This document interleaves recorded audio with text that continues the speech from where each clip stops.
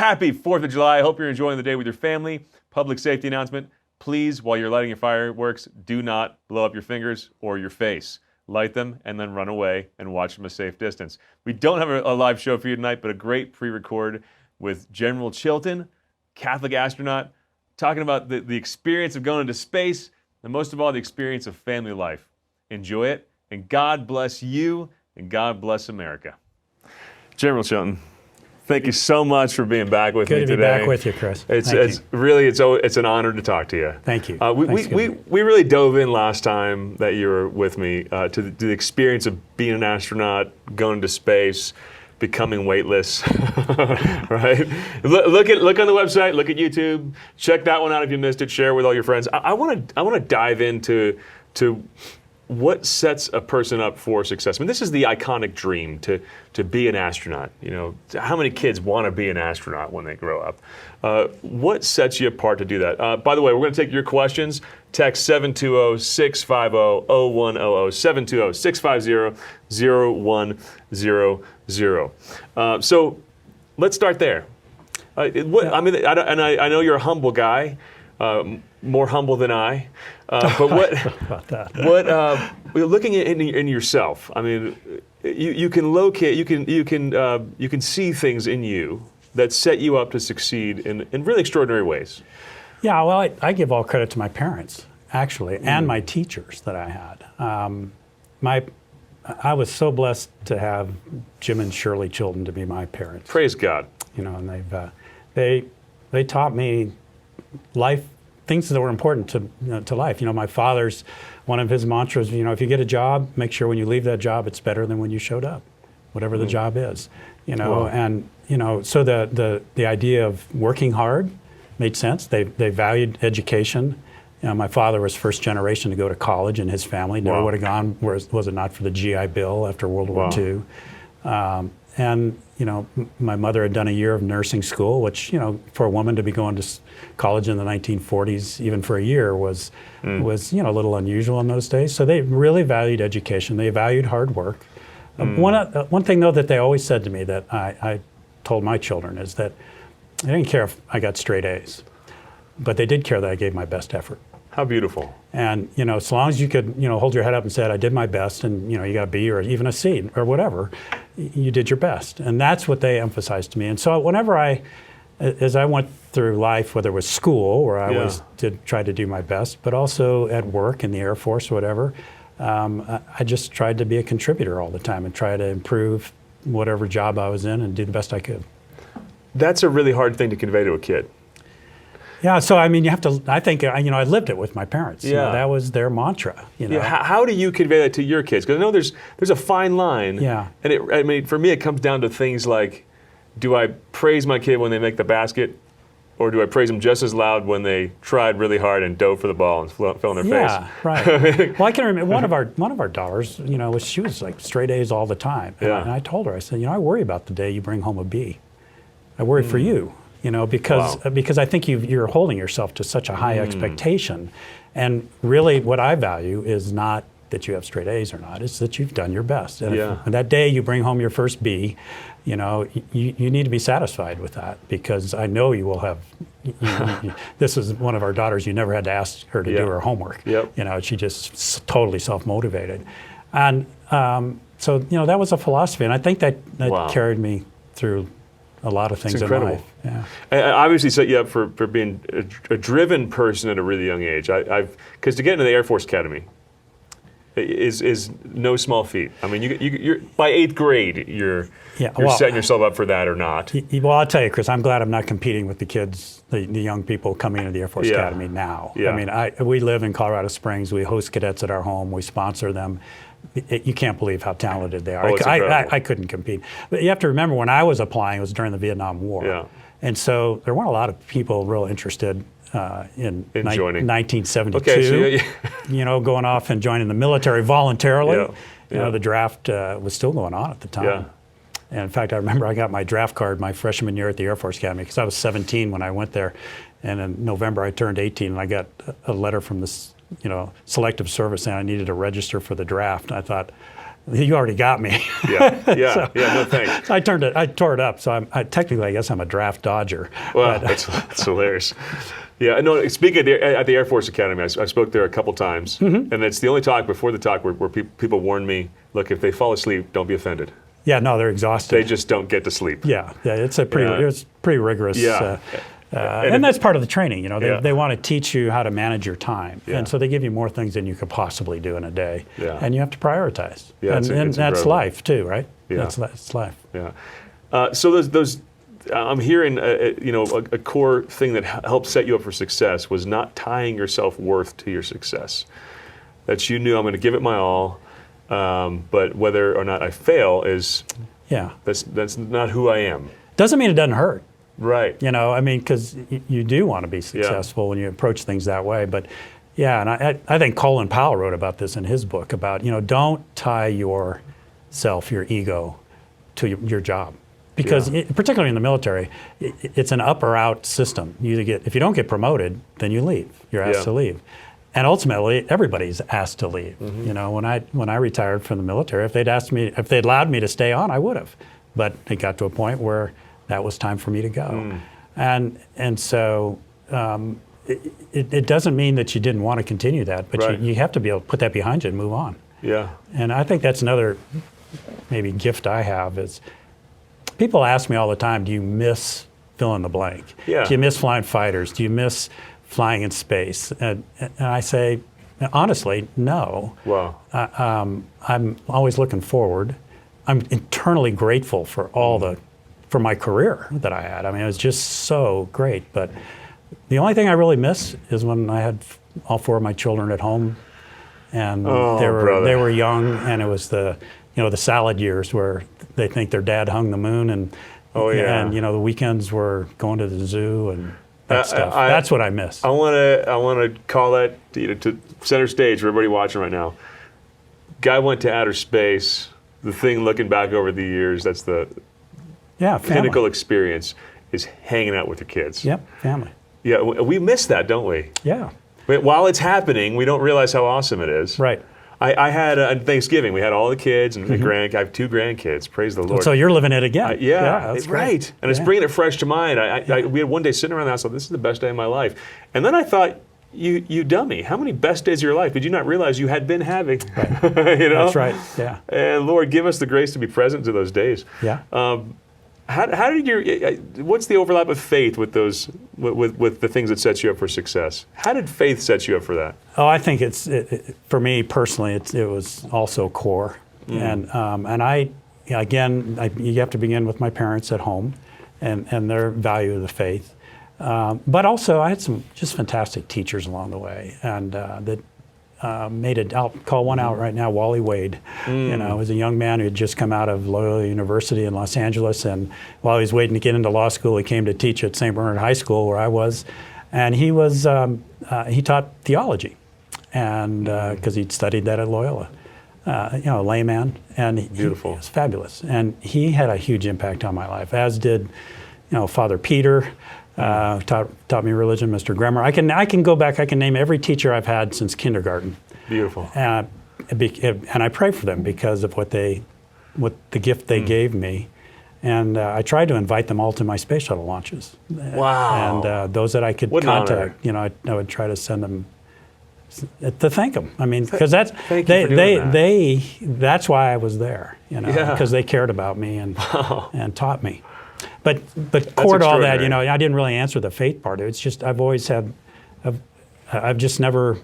never experimented with walking away from my faith.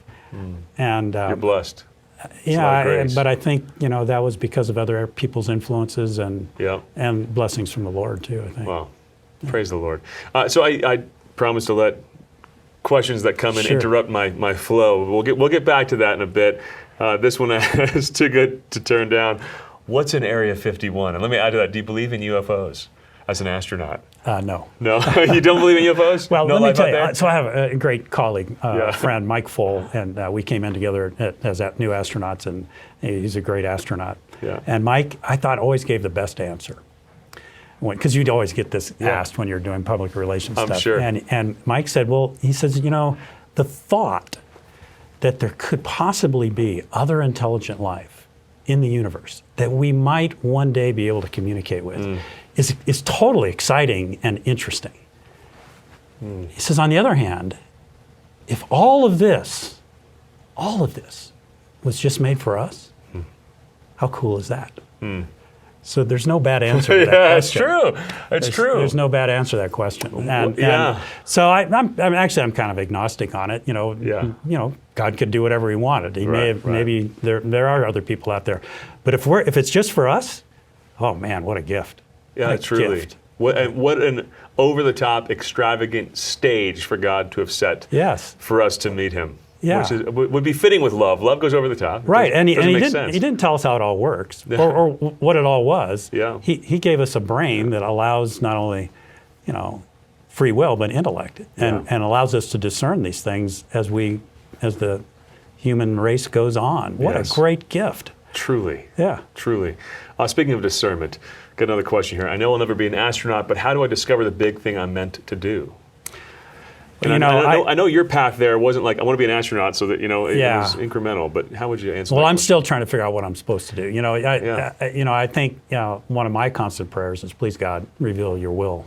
What do you want me to do? I want to do that. And it wasn't until I started reflecting back on my life that he actually did that. He opened doors for me and presented opportunities that weren't any part of a plan I had, but led to different paths along my life that I chose to take, and they weren't good or bad choices. I mean, I could have chosen other things too, and I'm sure I would have fulfilled his will for me. But, I think he's always, we're praying these things, he's answering them, but we're not cognizant of it at the time. Right. And only in reflection do I see it. Yeah. To answer the question, I think, and again, I tell this to my children and to young people, we all have talents that are unique, and we know what we're good at and what we're not good at. Right. And if you pursue the things you're good at, you're probably going to be happier than if you pursue the things you're not good at. And and so what am I good at? I've decided on reflection, I am eminently trainable. I can be trained to do just about anything. I'm not necessarily going to be great at it, but I'm a good student. I'm a good listener, and if you can explain it to me, I can do it. That's my talent. I'm making it into my next book. That's profound. So you just gotta do a little introspection on what am I good at. Pursue that, and it turns out I was pretty good at flying airplanes. I'm going to quote that. I'm going to quote you on that many times. I'm trainable, teachable. Boy, that sets you up for so much success. It does. It Humility gives you so many sets you up for success. Wow. Now, what you shared when I was first asking about what set you up for success and what you just shared just now, you have this sense of self-worth that comes from deeper things than your achievements. Yes. Which also set you up to take risks, because if you fail, you don't lose your very sense of identity. I've worked with a lot of people who have been very successful, wildly successful, and I see a lot of mixed motives. And that's okay. The Lord uses those, like with the apostles. But right before the Last Supper, they're arguing who's greatest between us. Yeah. Their motives were mixed. It was about them and it was about God. It was also about them, but about God. And eventually they Lord, it's all for you. Yeah. What was did you have those mixed motives? Like there's a lot of people who's like, I need my dad's approval. I tie my worth to my accomplishments. Was there one of those particular experiences on this road to where you ended up that you were purified of, or could pinpoint and say, that I don't want that. We're going to be intentional against that. Yeah. Are you talking about just a general choice, a life choice you have to make along the way that is, good versus bad, or just in general? To own your own motives. Yeah. As you became a general, like things you could look at it yourself. I struggle with this myself, with looking within and saying, okay, that if I wanted to do this show, for instance, for the approval of people, that becomes clear as I start doing it and succeeding at it and think, oh, that part, Lord, let's root that out of my soul and bring that to confession. And then I become a truer leader. Yeah. What were the things you had to root out to be that great leader? Well, I think ego. In spite of, I think everybody we all have an ego. Everybody has ego. And so I learned early on from a leadership perspective, I don't recall ever reading a book on leadership, but I'm a huge student of leadership. And I observed how people led. And you learn a lot from bad leaders, sometimes more than you do from good leaders. I was blessed to always serve under good leaders.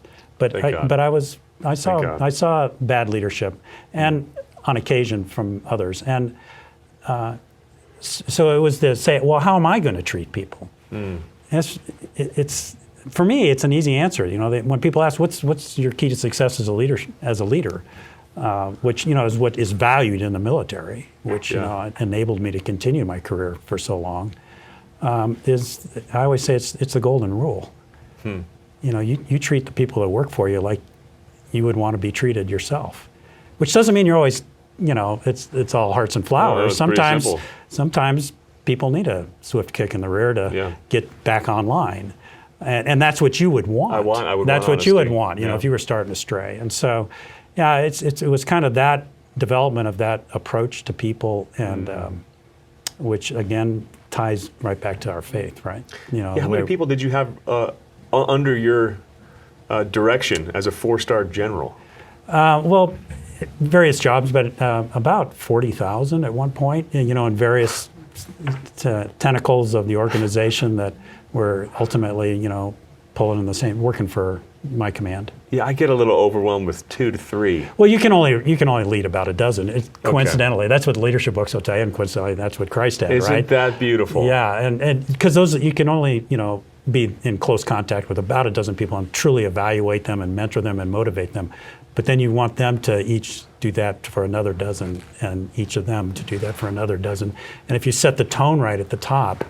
And that flows down through the organization. Man, magical things can happen in any organization. Well, what qualities would you look for in those dozen that you, as a great leader, would be raising up? Well, for one thing, I wanted their ideas, and I wanted them to bring to me things that to fill in the gaps in my knowledge.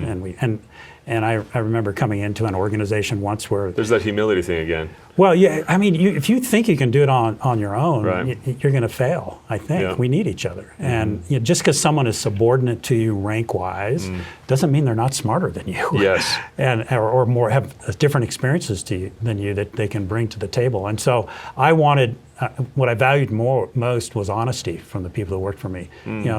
If the emperor doesn't have clothes on, please tell me. Yes. Don't send me down the parade. Believing that I've got this figured out when I don't. And it was all about building a team that was greater than the sum of the parts. Would be vulnerable. Would be honest. That's hard honest. in a work setting. Yeah, and I wanted them to work hard. I wanted them to have the same ethos I had. That my father had raised in me, that you work hard. Yeah. That's what's important. Make the organization better. It's better when you left than when you arrived, because of your efforts, no matter how small they are. Yeah. And I wanted everybody in the organization. I didn't care if you were the janitor working in the building, or you were the top scientist on the staff, or engineer, or whatever. Everybody, I wanted them all to feel like that we could not get the job done without them. God's made us interdependent. And he could do everything perfectly in the blink of an eye. He chose to need us and all our fumbling to build his kingdom. It's taken me, I love hearing you say this, because it's taken me a long time as a leader, way less than 40,000, but as a leader in the church in my own way, to be very comfortable admitting all the gaps in my spirit, in my intelligence, in my approach to leadership, and to say, look, I stink at these 15 things, but that's why I have you. Yeah. I mean, it's only a weakness if I feel like I have to pretend I'm good at everything that I'm not good at. Yeah. What a stellar example you are in that. I think one of the biggest mistakes a person can make is to know that they're the smartest person in the room, which is fine. You can know that, but to act like you are is not a good idea. No. Because no one will contribute. Yeah. And you're surprised oftentimes, even though you may be the smartest person on the subject, to find that this orthogonal approach that someone else brings up, that you've never thought of it that way. And you're better for it. Yeah, amen. You're better for it. Another great question. Favorite space movie or TV show? Oh, gosh. So this may shock some people, but look, I've talked about how I kind of wandered into becoming an astronaut. I was not a Star Trek. I was not a Trekkie. You were not a Trekkie? No. All right. So, all right. but you know, I think when Star Wars first came out, that was a classic. You know, that really special effects wise and everything. Although none of it's like that. There is no sound in space. Oh yeah. And you can't maneuver like the starfighters maneuver in that. Yeah. That's all fantasy. But it was still a cool story, right? Yeah. What I really do enjoy though are the Apollo 13 movie. So Oh, I like fantastic. about real things that happened, and the drama in that movie was so well done. Even though I knew how it ended, right? Yeah. I was on the edge of my seat. Yeah. That's a good test of a movie. Yeah. What kind of things as a leader of 40,000, and then when you're leading way less people but have the responsibility of a space mission? Yeah. What kind of things would keep you up at night, and how did you cope with the stress? Oh well, I was one of my jobs where I was in charge of a lot of different things. I would get that question from a reporter. So, what keeps you awake at night? Yeah. I think at that time I was in charge. Well, I was in charge of all our nuclear weapons in the deterrence force and space and cyber for the Department of Defense. Now, what keeps you awake at night? I say, well, honestly, I have 4 teenage daughters. that is, for me, worrying about them is what keeps me awake at night, because in the jobs that I had, I was surrounded by such great people. Now, it doesn't mean there weren't tense moments and things, but if you're successful in building this team that you trust, which I think is the coin of the realm of any team and leader-follower relationship is trust. If you can build that in your organization, you can let a lot of things go, because you know that they're going to take care of the problem for you or for the organization, and you don't have to solve every problem. You just got to tee them up for success and enable them to put their talents to work. That's what leaders do. They enable the team to excel, because it's not about one person. It's not about the leader. It's about the team. Wow. I love your focus on, well, you keep first things first. Focus on the people and trusting them, and then beautiful things happen. What keeps you up at night? Your daughters. Focus on the kids. What kind of work do you do